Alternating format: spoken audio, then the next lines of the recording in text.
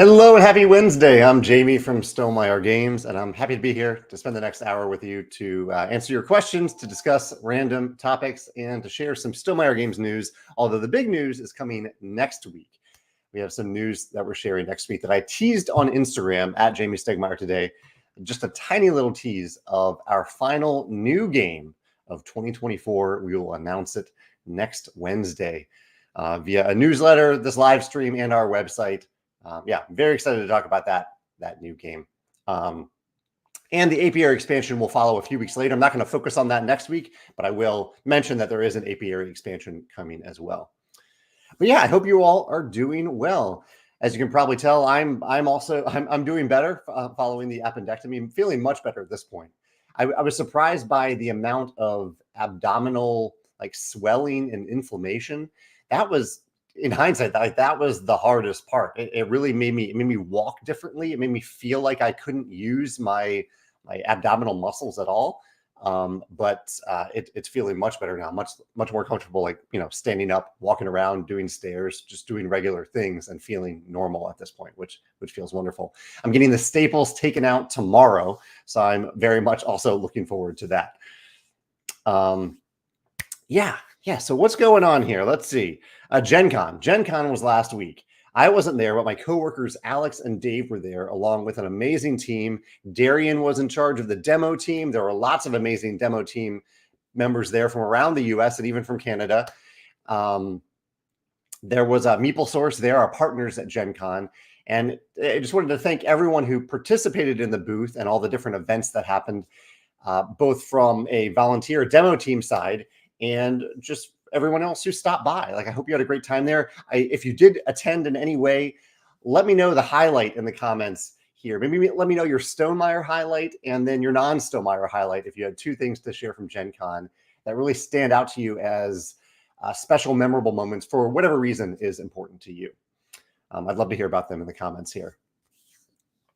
And Garrett says that his wife, Allie, is also recovering from abdominal surgery and had similar experiences. Yeah. One thing I didn't realize they do this during abdominal surgeries, but if they're doing it laparoscopically, they pump you full of gas, CO2, I think, to kind of give them more room to work and to see. And I think that has an effect, a kind of a short-term effect, but also just the inflammation, the internal inflammation and swelling was surprising to me. It was a lot. Aaron says they had a blast helping out doing the demo of Wormspan. I really appreciate doing that. And Charles says the demo folks were all great, friendly, and knowledgeable. Really happy to hear that as well. I also want to give a little shout out to Aaron here. Aaron and Jeremy, two Stonemaier ambassadors, joined me yesterday for a recording of a new video. We talked about our favorite polyomino games. That'll be a video that'll come out probably in a few weeks, but it was great it's been a while since I've done a video with other Stonemaier ambassadors. I did a bunch last year, but haven't done them in a little while. And so it was great to hear some other perspectives other than my own about my favorite games and favorite games in general. Aaron also says that they had a great time chatting with Elizabeth Hargrave and Connie Volgeman about their respective games. I'm glad Elizabeth was able to stop by. I know she's very busy with Undergrove, but Connie, I heard, spent a lot of time at the booth, a lot of time doing events and demos regarding Wormspan and Apiary. I really, really appreciate Connie doing that. And Connie's partner, David, I've heard was a great presence there as well. So I have not gotten the full Stonemaier Games report from Gen Con. I've heard little bits and pieces from demo team members, from people who were involved in the booth.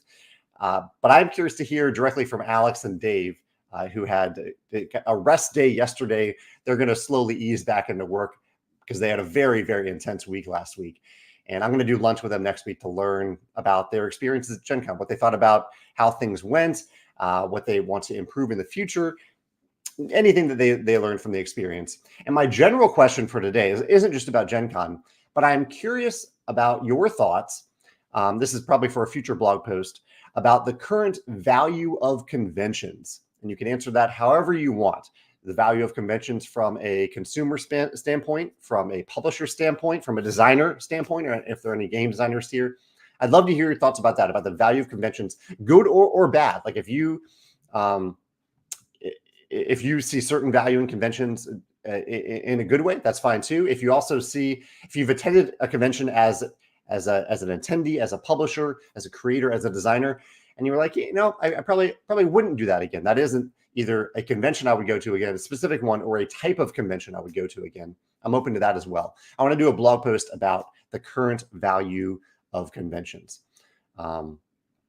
Yeah, let me know your thoughts. And please feel free to note, if you want to differentiate, that there really are very different types of conventions. There are expo style conventions like Gen Con, and then there are a lot of small regional conventions that are much more focused on just playing games for a few days. So feel free to differentiate between those two if that matters for your answer. Garrett says he's leaving right now, but he reminded me that today I am doing a Rolling Realms live play. What am I doing today? Today is, which one is today? Yeah, okay, this is today. Today I'm doing 3 of the realms from Rolling Realms Redux. I'm going to do Wonderland's War, Poker, and Planet Unknown as my live play today. That'll be on YouTube at 3 o'clock Central Time. Right now it's a little bit after 10 o'clock Central Time, St. Louis time. So that'll be on YouTube. And I posted about it on Facebook, but the live stream software I use, Stonemaier, doesn't let me stream to a group anymore. So it'll be live streamed on YouTube. So feel free to join me for a live play today. I'm going to teach the realms and play through them, since these are all new realms. These are realms that I haven't even played with for a while, so I'll be relearning them myself. But I'm really looking forward to doing that, playing through the first live play using Rolling Realms Redux today. Chad has an Owen update, his son. He says, we tried out a few board games recently with rules, Animal Upon Animal Junior. Okay, I didn't know there was a junior version of that. Maybe bigger blocks. Rhino Hero Jr. and a matching game. Now he constantly asks more board games. Oh, that's wonderful. That's really cute. I'm glad that's going well, Chad. Aaron mentions that they're also really happy that they haven't gotten sick from Gen Con. Yeah, con crud is a common thing. I might add that to my list of one of the downsides of conventions is con crud.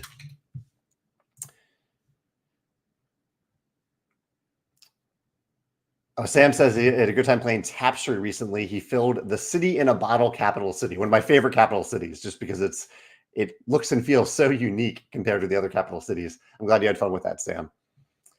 Okay, designer Paul Solomon says, my experience at conventions is that, I'm sorry, I'll post the comments. Forgot to do that. My experience at conventions is that there are lots of people who have never heard of games they're seeing, so I think there is value.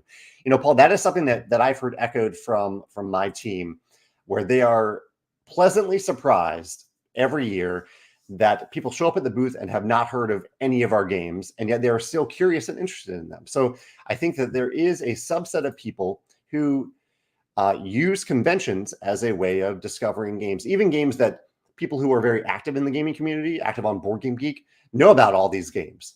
We may not have played them all, but we know about them. But there's a whole bunch of people who are interested in games who aren't active on Board Game Geek or on social media, or aren't joining us for live streams like this. So thank you for sharing that, Paul.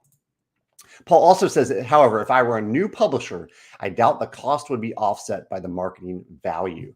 I'm glad you actually said it that way, Paul, because conventions, I'm going to write down the marketing value, because I think it's pretty tough, especially at more expensive conventions like Gen Con or Essen, to even break even. Like, it's great if you can break even. But something that's a little bit more difficult to measure is the long-term impact. Do you create any lifetime customers as a result of their interactions at your booth, whether you're a small or large publisher? So I agree with what you're saying. It might be tough to justify the financial impact, but the overall marketing impact could be pretty positive in the long run if you do a really great job of engaging people and having a good time at the convention, even if you don't end up selling as much as you hoped. Nathan says he's excited for the live plays this week, and he says it was back in December 2022 that I first played his fan realm for Meadow, and now it's an official realm in the game. And so, yeah, I think I'm doing Meadow later this week. I think that'll be on Friday, Nathan. I'm very looking forward to playing through the Meadow realm.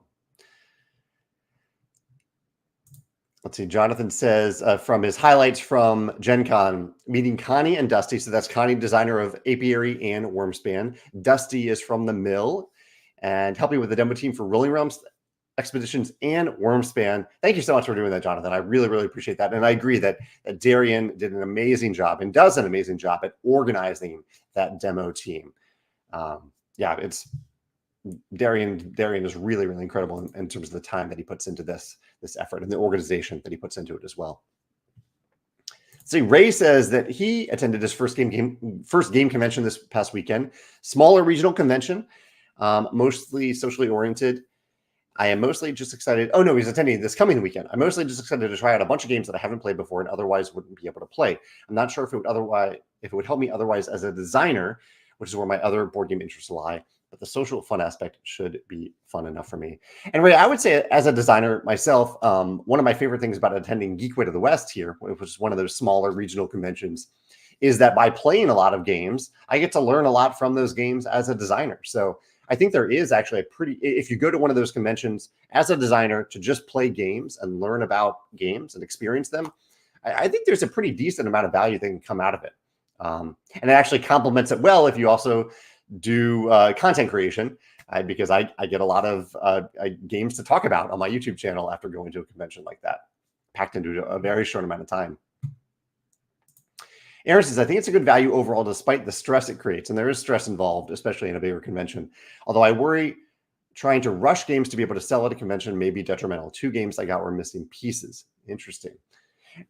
Pieces, I mean, missing pieces can happen regardless. I think that's just something that happens in the assembly line of making games. If it's a consistent issue, that's different. But it's going to happen from time to time in individual copies of games. But you did touch upon something that I am wondering about, that I will ponder about in the article, and that is not necessarily the idea of rushing games, but about releasing games based on convention schedules rather than the whole rest of the year is an interesting topic to me, just because Gen Con, the two biggest ones, Gen Con and Essen, aren't really that far apart. They are 2 months apart, which is a pretty tight time frame to release a big game at Gen Con and then be like, oh, here's another big game at Essen. And just that means there's 10 months around the rest of the year when you could be releasing things. And also just the dilution. There's so many games released and made a big to-do about at Gen Con and Essen that I don't know. I think it's very tough to rise to the surface when you're surrounded by so many other games that are getting a lot of buzz. So yeah, that is something that I've been thinking about in terms of conventions and how we structure our releases. Ideally, I think we would release, if we're going to release multiple games around conventions at all, we would probably release a game, or at least launch a game, a month or 2 before Gen Con and have that be our Gen Con game. And then about a month before Essen, because we found last year that releasing a game or launching a game at the same time as Essen is really tricky. It doesn't seem to work well. So especially with shipping and fulfillment centers and all that. So kind of staggering them a little before the conventions and putting 3 to 4 months between them, ideally. Yeah. Chad says, I think one value of conventions is that it gives your game a better chance of getting covered by social media people, as well as those who are on the fence about gameplay of a game. Definitely for those attendees. Yeah. And I see that point about social media as well, that it is a reason to talk about specific games. Again, I think there's a dilution effect where if there are 100 games released at Gen Con, how many of them are really going to rise to the surface for social media? But for social media content creation, I'm going to write that down, that there certainly is an impact there. Yeah. Good morning, Carol. I hope you had fun at Gen Con. I saw some photos of Carol in the mill at Gen Con this past weekend. Scott says, I attend Gen Con because it's local to him. I really like that I can see and feel the game before buying. Gen Con also gives me an opportunity to demo games I'm on the fence about. I like that a lot, Scott. The opportunity to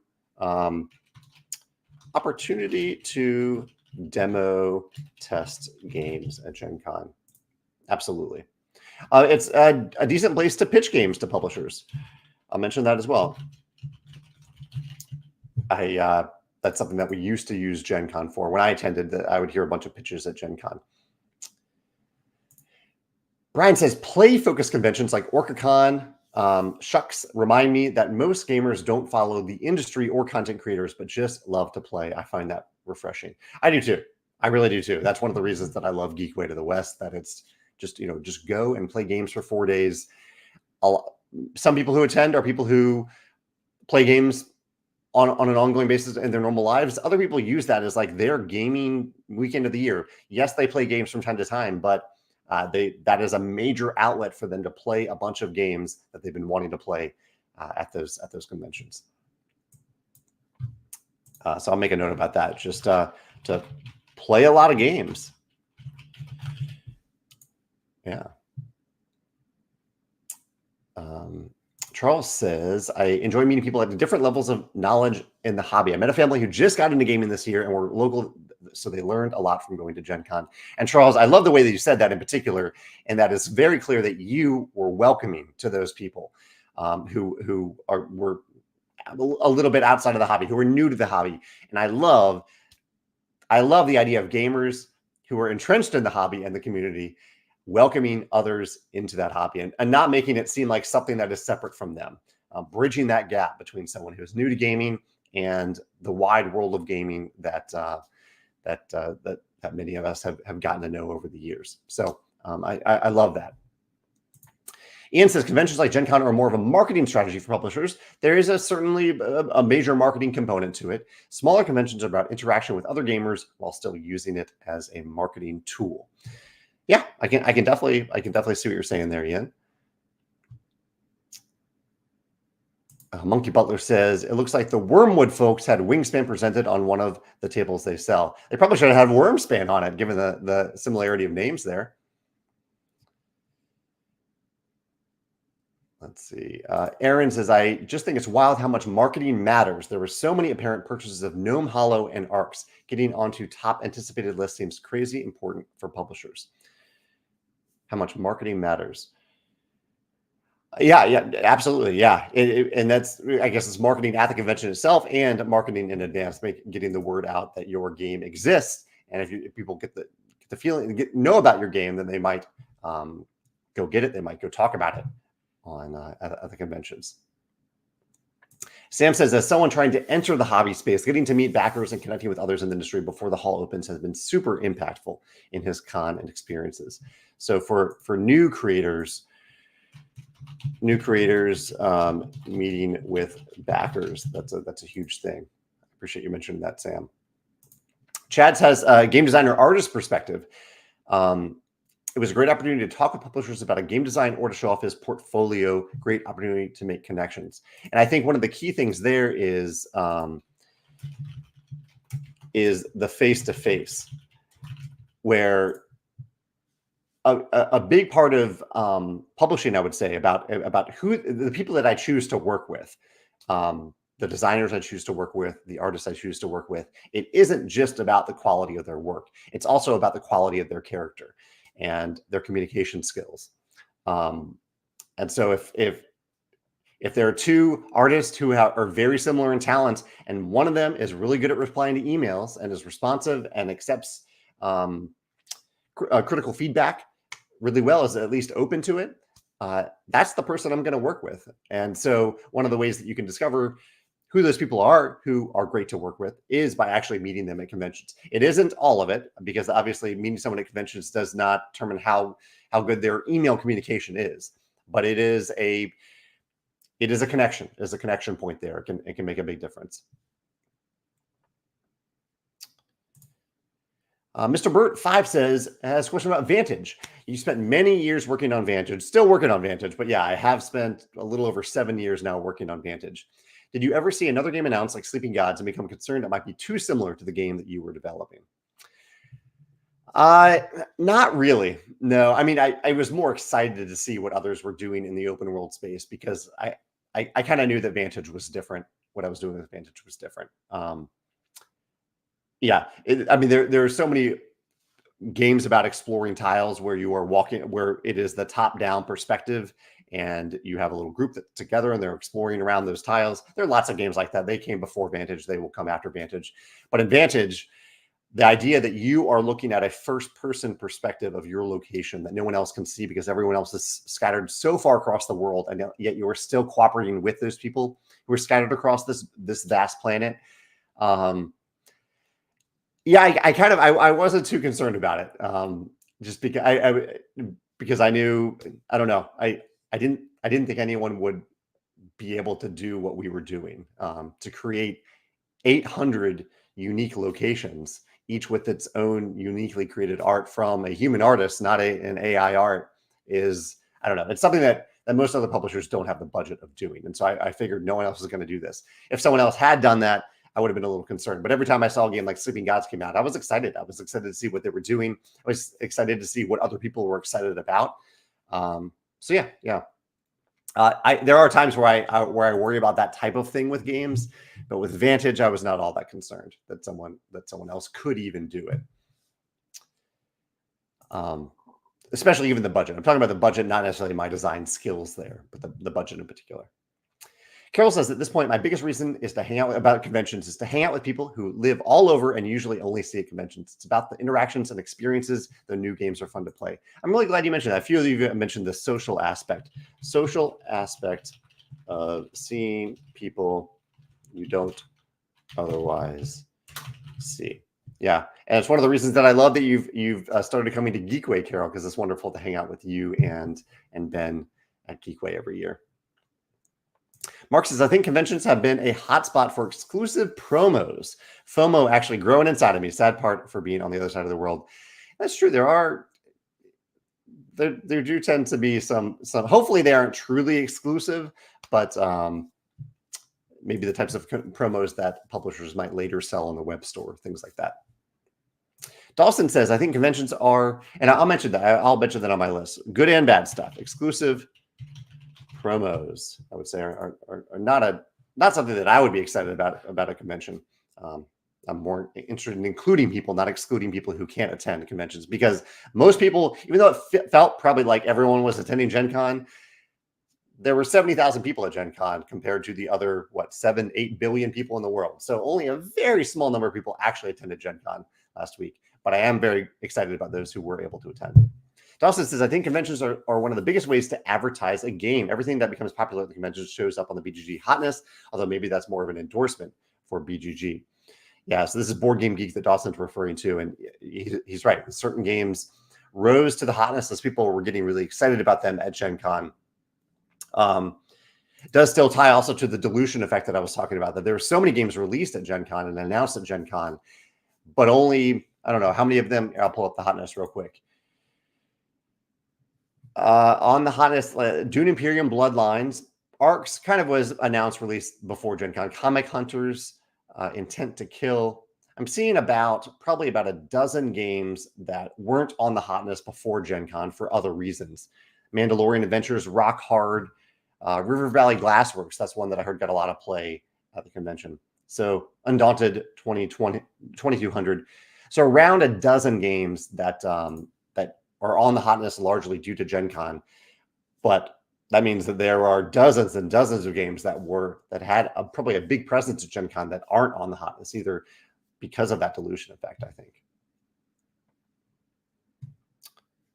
Dawson also shares that he and his wife both had their first 400+ point games in Tapestry. That's awesome. Congratulations. I don't think I've ever crossed 400. I may have not even crossed 300 in Tapestry. Luke played Ark Nova for the first time and really enjoyed it. I'm glad you had the chance to play Ark Nova, Luke. I love Ark Nova. Carol says, I find Gen Con to be very much about the people, if you want it to be. I got to play games with Connie, Heather from the Design Day, multiple Stonemaier ambassadors, and friends in another Discord that live nowhere near me. That's wonderful. I love the people element that you're bringing to the service here, Carol. Aaron says, I'm curious what the different benefits are between attending a consumer show and a trade show. Next year, I'll be attending Gamma Expo and Origins, but probably not Gen Con next year. That's a good question. Gamma is very different. Gamma is geared towards retailers and kind of industry connections, mostly geared towards retailers. And I think it's a great opportunity for publishers to sell to retailers, to sell themselves as a brand, as a publisher, and specific games to retailers. Not actually selling them, but selling them on the idea of those games. Merlin's Manor says, they've only been to Dice Tower East, but the value I got was trying out games. I found 2 games I later bought because I enjoyed them, and others decided I didn't need after playing. Yeah, that's true. That's a great way to figure out games that you're happy to just to play once versus games that you actually want to actively buy.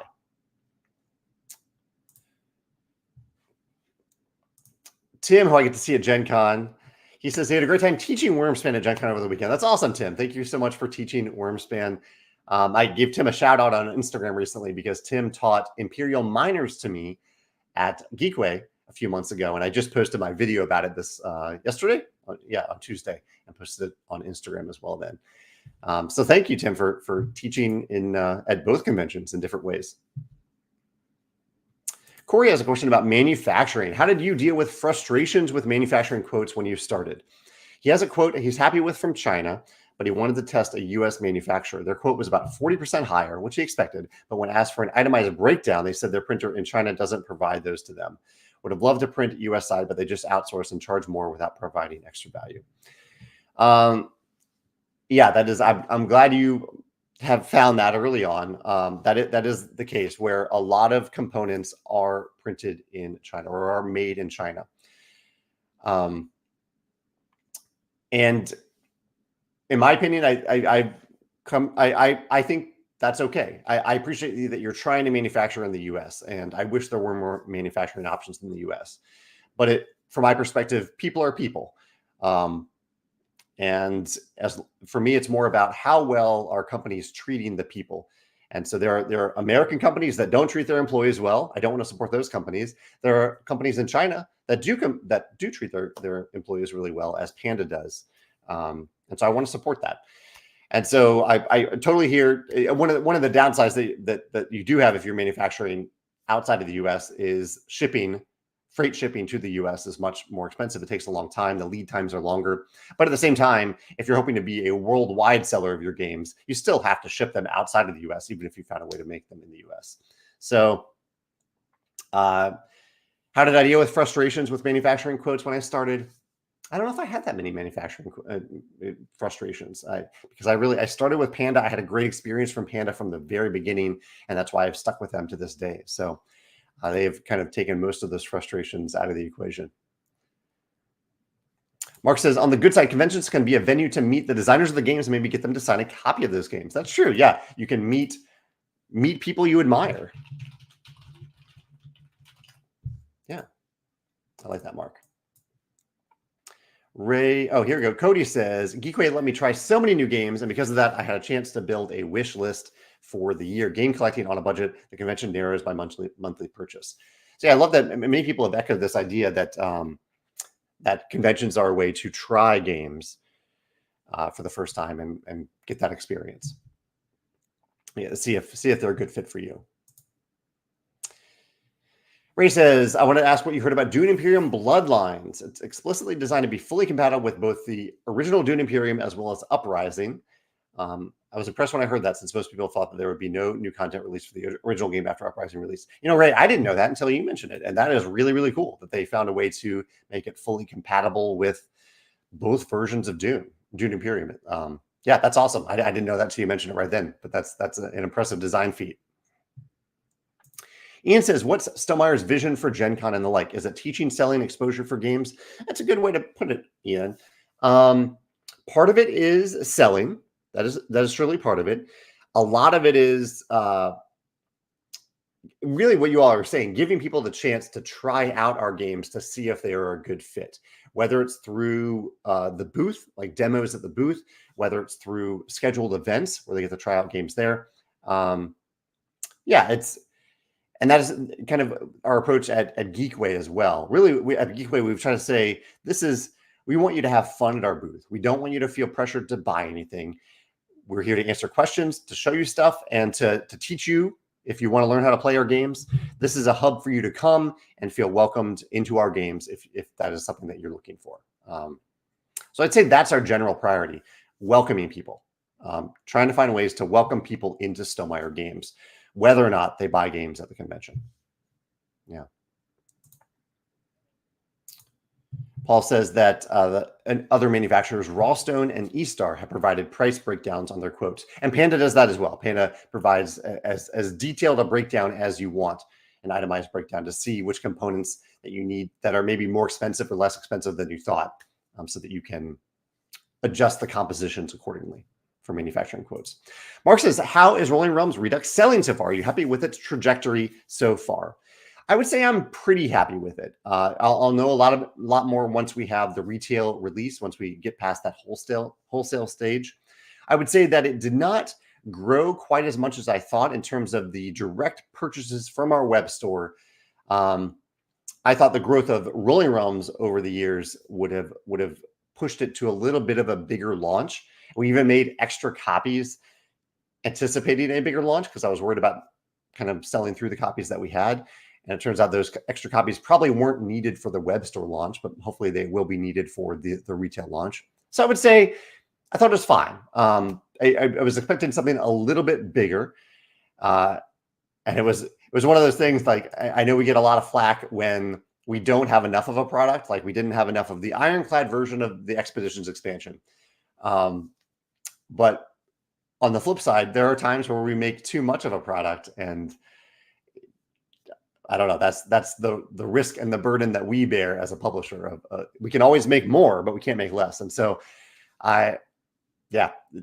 we probably have a little too many copies of Rolling Realms Redux right now. But I think we will easily sell them over the next year, because it is a really cool box, and I think it's very reasonably priced at $30.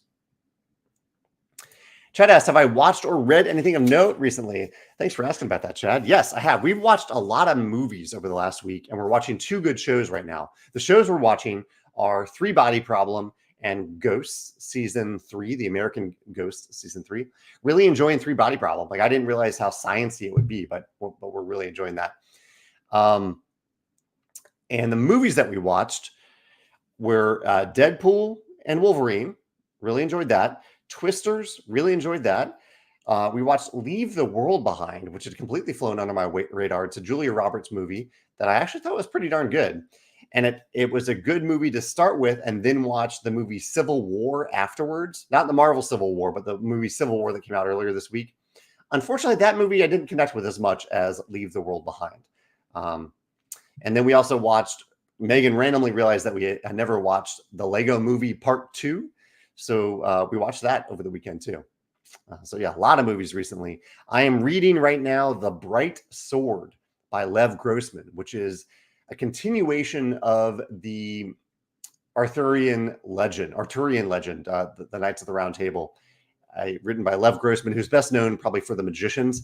And I'm really, really enjoying it so far. I love as a kid, I was fascinated by Camelot. Medieval Knights is, I've always loved the idea of medieval knights, and this not retelling. It really is a continuation of the story through Lev Grossman's excellent writing.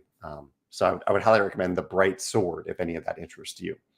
What are you all reading? What are you watching? What movies are you excited about right now? Yeah, 2 of those movies were in theaters. 3 of them were at home. We enjoyed both venues. We're lucky to have a movie theater called the Alamo Draft House in town. So it's nice to get a meal and a movie at the same time to consolidate the 2. Yeah, those are the 2 things, the movies that I mentioned in the subject line here. Yeah. Aaron says he just made Luthier his 100th backed project on Kickstarter. Congratulations, Aaron. I'm curious if it's on your radar. It looks really interesting to me. The worker placement puts me in the mind of Tricarian. This is a designer publisher that I really admire. I played Distilled recently and really, really enjoyed it. It was surprising to me how well the designer made a fairly complex game fairly accessible. We had a good teacher that really helped, but yeah. The reason I haven't backed Luthier, though, is I've heard it's significantly heavier than Distilled, and Distilled is probably right on the cusp of the type of heavy game that I would get to the table multiple times. So I haven't backed it, but it does look great, and it is a publisher that I absolutely trust if you like heavier games. I'm currently backing Andrew Bosley's Smoking Bones travel guide, the first travel guide that he's releasing in this world in which Stonemaier Games is participating by creating some games in this world of Andrew's, this epic story, this epic world that he's working on. Some games that I played recently, just to throw this out there, I played Expeditions with Megan over the weekend, and she crushed me. I played Invincible, the new Invincible deck building game. Played that at game night last Wednesday. Really enjoyed it. Really cool kind of push your luck bag building mechanism that feels a little bit like Quacks, but also very much feels like its own thing. I played Sea Dragons, which was a pleasant surprise. My coworker Susanna let me borrow this game. It's a polyomino game that you can't quite realize from looking at it that it is a polyomino game because you're placing wooden pieces representing dragon segments on a shared map. And really, it's kind of like a more complex version of Blockus. So if you love Blockus as much as I do, you might enjoy Sea Dragons. And I also played Framework at game night the other week as well. That is an Uwe Rosenberg tile placement game. I've also done a lot of blind play testing, or not. I've done a lot of play testing and blind play testing feedback reviews over the last few days for games and projects that we're working on. And as I mentioned, next week we have a big announcement for our final new game of 2024. So that'll be next Wednesday. Corey says, What's Games has been very helpful, and I'm happy with them so far. Each component has its price listed, and the difference if I would go up or down the next level of quality material. Oh, that's great. That's really, really cool that they would list that.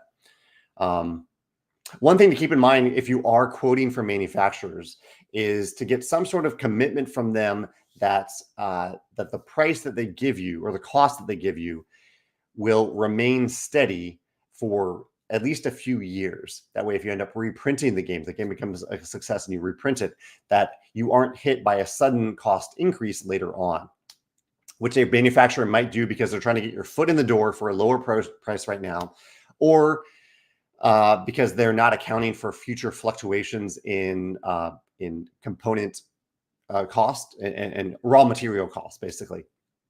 And so one thing I really appreciate about Panda is that their prices might be a little bit higher, but they're doing so because those prices are going to remain constant for a long time. We're not going to be hit with a sudden price increase in the future that makes a game that was, a $50 MSRP game, it suddenly has to become a $70 MSRP game because the costs have gone up so much. So keep an eye on that and try to get commitments for those costs for at least a few years if possible.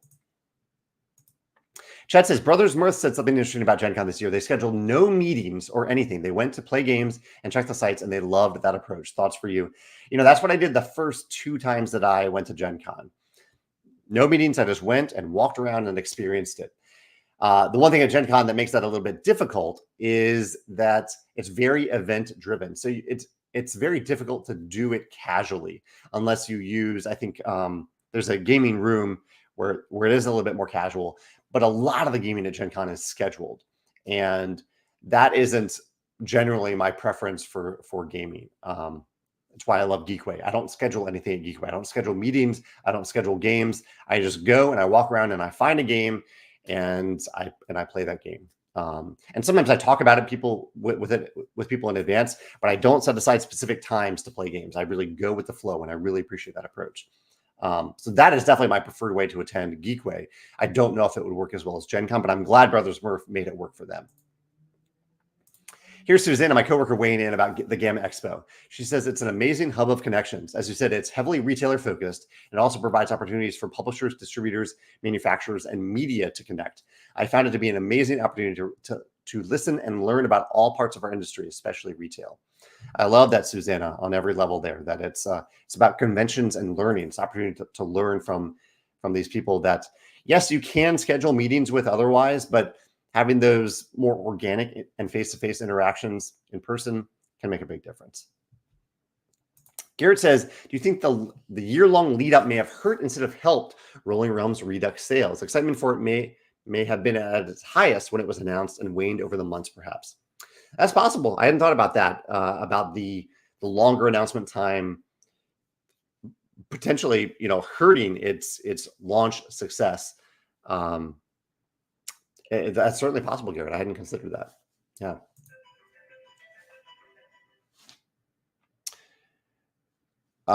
Let's see. Nakano says they also enjoyed the 3-body problem. Corey says, am I a fan of Dexter? Michael C. Hall is set to be in the 2 new spinoffs. Oh, that's cool. I did watch and enjoy the original Dexter. I didn't watch anything that came later. I just watched the original series. Yeah. Mark says, oh no, I haven't done chocolate of the day. Chocolate of the day today. So I haven't, last week, at this time last week, I was not able to eat many sweet foods, many foods that had much fat in them at all. But my body is pretty much acting a lot more normal now. So I'm still kind of on a dark chocolate kick. So I'll probably say we picked up some lime coconut dark chocolate at the farmer's market this past weekend. So I have a little bit more of that to enjoy. That'll be my chocolate of the day today. Jordan says, if you were to start a board game convention, what would you add that is different than the existing ones? Well, Jordan, I actually kind of did start a board game conventions, and here's what I did differently. The convention that I started is called the Stonemaier Games Design Day. So it's a day where people come, many people bring their prototypes to playtest in a very structured way. And some people come also to playtest those games. So part of it is playtesting prototypes. But the other part is also that it is a place where we just play some games. So it's my twist on like a proto spiel or an unpubs type event where you go to those events and you pretty much only play unpublished prototypes. At Design Day, we try to mix in published games as well, so that kind of to help us remember that there's a lot to learn from published games too, not just from the prototypes that are on our minds so much. So that is my little twist for it. And we host it, or it is hosted at a local game cafe. So there's a constraint on the size, but it's actually really nice because the game cafe already has all the games there. We don't need to truck games around to make sure that people have enough to play. The gaming space, the food, the drinks, everything is right there. And so for a small, like 100-person game convention, it is a perfect fit. So that's what I did differently for the game convention that I created. Dawson says that he's reading and loving the Mistborn series, one of my favorite fantasy trilogies of all time. Curious about the new deck building game coming this year, designed by John D. Clare. Yeah, I'm curious to see what he does with it as well. Hilda says her favorite standout moments for conventions always come down to the memories made playing games with others. And at that note, I did feel the community feels friendlier towards women gamers than it did 10 plus years ago. That's great to hear, Hilda. I'm sorry that it was not particularly friendly 10 years ago, and I'm glad it's getting a lot better. And I hope that was your experience. Hilda did have the chance to attend the Stonemaier Games Design Day, and I hope that everyone felt welcome there, especially people who maybe have not felt welcome in the past. But that is a huge part of our goal: inclusivity, making sure everyone feels welcome. Susanna watched a movie that I really enjoyed in the theaters that really unfortunately flew under the radar, The Fall Guy. I'm glad you got to see that, Susanna. We had a blast watching The Fall Guy. Really, really funny action comedy movie with a nice touch of romance as well. Aaron's working through the entire set of The Wheel of Time. That's a big commitment, Aaron. A lot of books there to get through. I ended up getting through, I think, book 5 or 6. No, I got through book 6. And then the pace was just so slow for me that I decided to read the book summaries up until the last book, and then I read the last book. And I'm glad that I took that approach. That was the right approach for me. The right amount of time for me to spend in that series. Jordan recommends the book Achievement Relocked by Jeff Engelstein, a great designer and content creator and teacher of game design. Achievement Relocked. I like that title. Ian's watching Afterlife. It's a slow burn. Just finished watching Afterlife. Is that a show? Ian, I am not familiar with Afterlife. Hilda is excited for Sing Sing, an advanced screening of Sing Sing. Hope you enjoy that. I really like Coleman Domingo in movies and shows. I don't think I know Coleman Domingo. That's cool. Hope you enjoy that, Hilda. Cody says he's watching The Loop on Amazon. I've heard really good things about The Loop. We need to check that one out. William was at Gen Con. He says he loved inviting people with generic tickets to play expeditions if we had room. I love that you were bringing more people in there, William. That's awesome. They were happy to join, even though they didn't have tickets and Stonemaier events were sold out. That's great. I'm really glad you mentioned that there are times where people have event tickets but don't actually show up to the events because maybe they get caught up in other events. They run long. It's a lot of space to cover at Gen Con. So I love that you were actively inviting in other people to participate when there were open seats at the table. That's really cool. Chris says, one of the games I wanted at Gen Con sold out immediately every day. While I was able to get the game online, I learned that there was a Gen Con exclusive promo. Thank you for never doing this. Stonemaiers, we will print all unique gameplay pieces. Policy is more. It's just one more reason to support you. Yeah, I'm really sorry about that, Christopher. That is something that, yeah, I get the idea of promos. I don't get the idea of exclusive promos. Yeah, it seems really easy that you could sell something at Gen Con and then say, okay, we're going to make more and we're going to put them on our web store in a few months. But if you put that exclusive logo on it, then you are excluding people, and you're kind of backing yourself into a corner where you can't get out of that unless you go against your word that it was exclusive. Yeah, not a great position to put yourself or your customers in my opinion.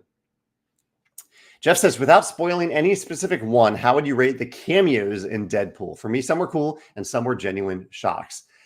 So I think that Deadpool and Wolverine did cameos better than I've seen in almost any other movie, because in most other movies where I see cameos, it's just a flash of like a famous person. You're like, oh, really? That famous person was in the movie really quick. But in Deadpool and Wolverine, most of the cameos actually made an impact on the movie. They weren't just there to show off a famous person. They were there for really very specific reasons in the movie that I don't want to spoil, but I really appreciate them doing that. They elevated them above cameos to actual participation in the movie itself.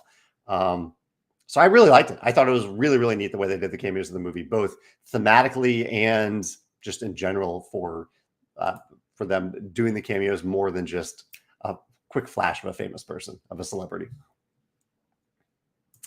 Pepe is reading a book called How to Think Like a Roman Emperor, an introduction to Stoic philosophy and how to apply it to life. That's really cool. I have not heard of that book before, so I appreciate you mentioning that. Mark says, I've been seeing a few games that are being revised with slight changes based on feedback over the years. Do you think this type of fix should be encouraged? I certainly think, Mark, to answer your question, I certainly think that it is good and healthy for us to be open to people to improve, whether they're improving themselves, they're improving their products, they're improving their art. I think that is great. I think my opinion is that I always want to be open to someone else improving their work. Now, how do you publish and sell that? That is a different matter. Yeah, in general, I think there is value in second editions of games, revised second editions of games, if the revisions are substantial. If you're just tweaking a little thing here or there, that's an update pack right there. That's just a little update pack. Maybe even just a reprint if you're just clarifying a rule. But I think complete new editions of the game are, in my opinion, are justified if you're making a significant change. If the game needed a big revamp for the art or graphic design, if it needed a big revamp in terms of core gameplay elements that impact a lot of the game that you couldn't just include in a 10 component update pack, then that's, I think, the opportunity to print a completely new version of the game. There was a time at Stonemaier Games, Viticulture went through a few different editions. And we tried every time to make an update pack so that anyone who didn't want to buy the new edition could just buy a much cheaper upgrade or update pack, not upgrade pack, but update pack to update their previous version to the new version of the game. But eventually, I try to avoid doing new editions in that way. The main approach that I consider doing new editions these days is if there is a reason to combine a base game with an expansion into a single box at still a very reasonable price, just like we did for Between Two Cities. We made that for Between Two Cities Essential Edition. So there wasn't any new content in it. It was just a combination of existing content. Yeah. Justin says, second year Gen Con, everyone is very friendly. I appreciate the conversations I had with other gamers and hearing their stories. So again, coming back to that human connection element of Gen Con, I love to hear that. Justin also adds, plus I've randomly met some great designers and publishers. Connie, Kane, Dominic Trebuchet have given me great advice as I've started pitching. That's wonderful that you got some good quality time with some amazing designers like them. Dawson said he started a board game night at a local game store he works at. It went very well. We had 5 people show up and we made some connections and I got to teach games. It was very promising because I was very nervous. That was awesome, Dawson, that you did that. I love, as you can tell from today's conversation, I love when anyone goes out of their way to welcome someone into gaming on any level. And so I think it's great that, especially after the pandemic, I think there are a lot of people who may have lost their game groups, or their game groups kind of fizzled out, or moved to different places. People changed. And so opening your game group, or opening, especially in a public place like that, I think is a good, safe way to start to do that, is really wonderful. And that's great for your local retailer as well. That's awesome on every level, Dawson. Cody says, I finally got a copy of Euphoria and Ignorance is Bliss. Once again, knocked it out of the park with Automa. We are very lucky. We're so fortunate to have the connection that we have with Automa Factory. I'm glad you've had a good experience with them so far. Yeah. William has some more non-Stonemaier highlights from Gen Con. I met some awesome gamers and industry experts. I had an excellent pitch with a publisher. I'm glad to hear that, William. Congratulations on that. Lastly, I had a fun design jam with his dad and his friend. That's awesome, William. I'm glad you had a really, really good time there. I'm sorry I missed seeing you there myself. Aaron says, how do you approach more medium-heavy games? For example, how do you decide how many areas are available for workers in apiary? Is it driven by how many make sense thematically, or what feels manageable? I would say partially is what feels manageable, and partially it's like, what does the game actually need? Like an apiary, do we need a place to get more workers? Okay, here's an action for that. Do we need a place to get more tiles? Here's a place for that. How do you get resources? You go exploring the planet. So a lot of it is about just what any particular game needs, which is highly subjective to that game, and then deciding how much to streamline that, how much to ask gamers, or the players, to understand as they're playing. That's more about the weight of it. Yeah. Chad says, are you still going to go disc golfing and just walk with everyone? I know you can't throw anything at the moment. And currently I still can't throw, but I'm going to talk to the surgeon tomorrow about what the healing process is like. I was much more worried about my abdominal core than last week than I was this week, largely due to the surgeon telling me that I couldn't lift anything heavier than 10 pounds for the next 3 months. But honestly, I'm feeling really good. I'm not going to push it. That's why I want to go to the surgeon first and talk to them. But I suspect what the surgeon will say is that it is much more about making sure that the incision heals. I have a big incision here, in terms of the incision itself, not any muscular damage that was done. So I'm definitely going to ease back into it. I'd like to get back into running stairs if I can, if they'll give me permission to do that. And walking at disc golf, I may or may not. It's maybe too tempting for me to throw if I go to disc golf. So I kind of want to wait for the right time when I can twist my core in that way. But I'm going to talk to the surgeon about that and hopefully get a schedule, a time frame for that being okay.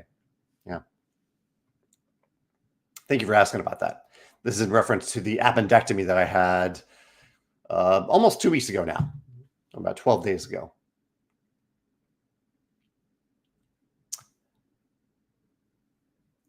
Let's see. Frank, I was just talking about the Isle of Cats yesterday on our Polyomina video. Frank says he just started watching One Piece, which has over 1,100 episodes and may last a while. That may last you quite some time.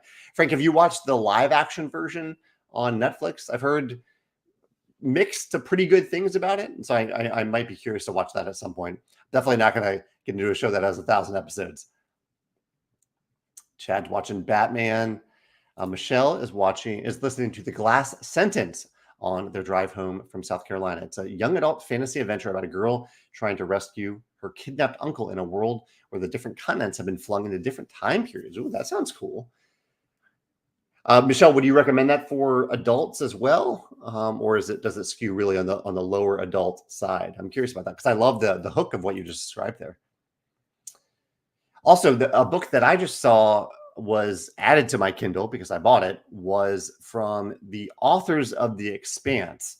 They go under one name, James A. Corey, but it's 2 people. They wrote the Expanse series, which I loved, and they're now working on a fantasy series. What is it called? It's called The Mercy of the Gods, I believe is the first book in that series, and it was just released. And so I have a copy that showed up on my Kindle that I'm very excited to read once I get done with The Bright Sword. Paul is reading Emily Wilde's Encyclopedia of Fairies, which is cozy and adorable. The other book, Phantom Orbit, which is a sciencey kind of thriller thing about the early days of GPS and politics. That's cool. Paul is good for cozy book recommendations. Paul also recommended to me the Bone Dust and what is the name of it? Paul, Bone Dust and Bookshops, something like that. That series of cozy fantasy, which I really enjoyed. So I might need to check out this Emily Wilde's book as well, if you put it in that same category. Let's see. Chad says, a few more questions for today. With the success of the United, Dice Throne, Unmatched, and Rolling Realm systems, would you consider making a board game that utilizes a system that can be built upon over a series of expansions or cores? Yeah, that is kind of what happened with Rolling Realms. Maybe that's interesting. It is cool when you are able to come up with a system like that you can expand into a bunch of different genres. And you mentioned some wonderful gaming systems here that I think fit that category well. Maybe. I mean, if I would say I'm open to it. I would say it's tough to say I'm going to design for this purpose. Like with Rolling Realms, I stumbled into it. And so if I stumbled into something like that, sure, yeah, I might be intrigued by that. Mark says, do you have any advice in applying for a new job that is totally out of one's comfort zone? That's a good question, Mark. I think it's tough to do, mostly on the recruitment side. How do you convince someone that that's something that is clearly outside of your comfort zone, outside of your experience, that you are a good fit for that job? I think that is the difficult part of doing that. And I think that's the challenge. I don't know if I have advice for it, but strive to make those connections between this job that you don't have that much experience in and the experience that you do have. And if possible, get some of that experience that you need. If you find as you are applying for it that, hey, I have gaps in experience that make me not a great candidate for this yet, but there are opportunities for me to volunteer, to become active in certain ways and doing certain things, volunteering, freelancing, other ways to get that experience, and then be able to say, oh, I've done these things that I'm looking to do more. That can be a huge asset. So, and maybe part of my advice is don't rush into it. If you do identify some of those gaps and you can't make those strong connections, or if you can't make a case for a strong connection, go get that experience, and then you can then apply for it if possible, if you have the luxury of time there.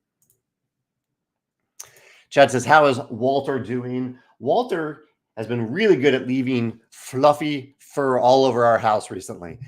He seems like he's upped his game of leaving his floof everywhere. So I've been particularly impressed by that recently from Walter. Dawson says that they really enjoyed the live action One Piece. That's great. That's good news to hear. That's still on my list to watch. Joker ES has slightly different advice that I gave. Just do it. We're almost always more qualified than we think we are. I like that message too. Yeah, I definitely hear that too. Michelle does recommend The Glass Sentence as an adult reader. So yeah, awesome. Thank you. I will make a note of that. The glass sentence. Here we go. Awesome. Thank you for that recommendation. Ooh, I like the cover. The cover looks intriguing already. There we go. Bookends and Bone Dust and Legends and Lattes. Legends and Lattes was the first one. Are both marvelous. Yeah, that's in the cozy fantasy genre that I really love. I didn't know that was what I wanted until I read it, and I was delighted by it. So, Paul, thank you for recommending those books. Jacob has been listening to Sleep in a Sea of Stars. It's a fun sci-fi adventure. I've heard good things about that. It's a big book, but I've heard good things. Corey's listening to Avatar Chronicles. Frank also enjoyed the live action going in without knowing anything. Quirky, this is about One Piece, the One Piece show. So yeah, we definitely need to check that out. Chad says, what's for lunch? Yeah, lunch is coming up in a few minutes. You know, I made a bunch of soup when I was really not feeling well last week, and now I still have a bunch of soup. So I'm going to have some homemade soup that I made. It's really a combination of a couple different soups that I'll enjoy in a few minutes. Yeah. All right, and as Jeff mentions here tonight is Board Game Arena game night, so I'm looking forward to that. Yeah, so thank you so much for joining me for the last hour. Next week is much bigger news. I'll reveal some really exciting things. our last new game of 2024. You can see the teaser that I put on Instagram today at Jamey Stonemaier. But yeah, thank you for joining me today for the hour, for your questions, for your answers, your recommendations, all the types of media that you're enjoying, whether it's books, movies, TV shows, or Gen Con. Have a great day, a great week, and I will see you next Wednesday. Take care. Bye.